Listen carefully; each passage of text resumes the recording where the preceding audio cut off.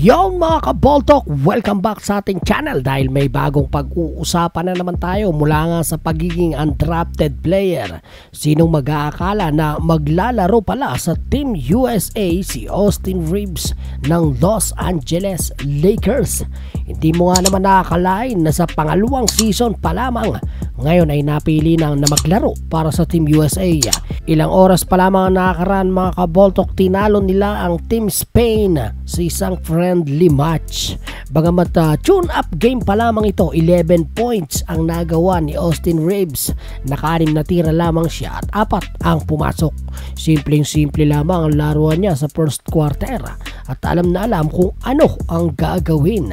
Pinakita naman tayo ng slam dunk sa second quarter. Athleticism ang isa sa skill set na mayroon si Austin Reaves.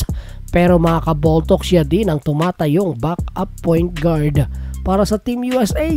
Sa taas na 6'5", siya ang nagdadala ng bola. At isa pa mga idol, ang depensa ang nakita kong mas nag-improve kay Austin Reaves.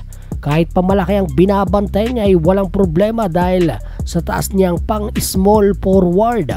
Mga outside shooting naman ay pinakita ni Austin Reaves sa fourth quarter dahil nga diyan nanalo ang Team USA laban sa Spain.